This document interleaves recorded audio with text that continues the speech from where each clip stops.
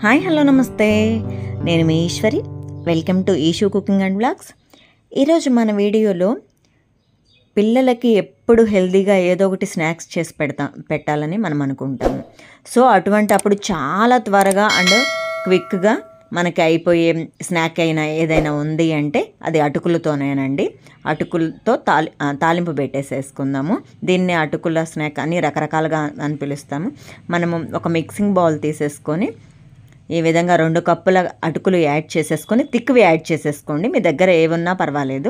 అవి యాడ్ చేసేసుకొని ఇలా జల్లెడ పట్టేసుకొని పక్కన పెట్టేసుకుందాము. దానిలో ఉన్న చిన్న చిన్న పార్టికల్స్ ఏమన్నా ఉన్నాయంటే రిమూవ్ అవుతాయి. మనం అప్పుడు తర్వాత మిక్సీ జార్ తీసేసుకొని అల్లం, వెల్లుల్లి, పచ్చిమిర్చి, కరివేపాకు, కొంచెం సాల్ట్ ఈ విధంగా మొత్తం యాడ్ చేసేసుకొని 1 by 1 మిక్సీ పట్టేసుకొని పేస్ట్ లాగా చేసేసుకుందాము. పేస్ట్ లాగా చేసేసుకొని దీన్ని మనం పక్కన పెట్టేసుకుందాము. తర్వాత స్టవ్ వెలిగించి ప్యాన్ పెట్టేసి మనం జల్లెడ పట్టుకున్నాం కదా, ఆ అటుకులు యాడ్ చేసేసుకొని వేయించుకుందామండి. సిమ్లోనే వేయించుకోవాలి, లేకపోతే అవి త్వరగా మాడిపోతాయండి. వేయించుకున్న తర్వాత మనం ఒక్కసారి క్రష్ చేసేస్తే అవి క్రిస్పీగా అవుతాయండి. ఆ విధంగా వచ్చేంత వరకు ఫ్రై చేసేసుకొని మనం పక్కన పెట్టేసుకుందాం.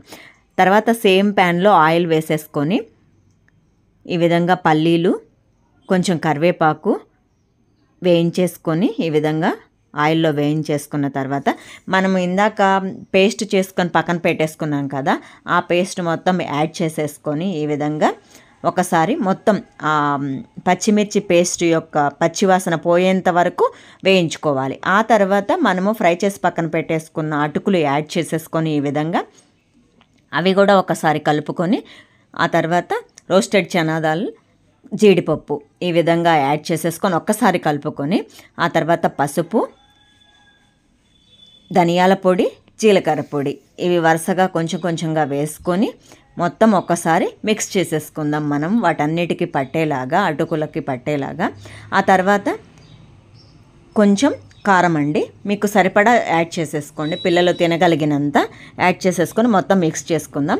మీకు సాల్ట్ సరిపడకపోతే ఒకసారి టేస్ట్ చూసేసుకొని సాల్ట్ కూడా యాడ్ చేసేసుకొని ఇలా వేరే బౌల్లోకి ట్రాన్స్ఫర్ చేసేసుకొని ఒక్కసారి మనం హ్యాండ్ తోటి మిక్స్ చేయండి, ఎందుకంటే మొత్తం మిక్స్ అవుతాయి.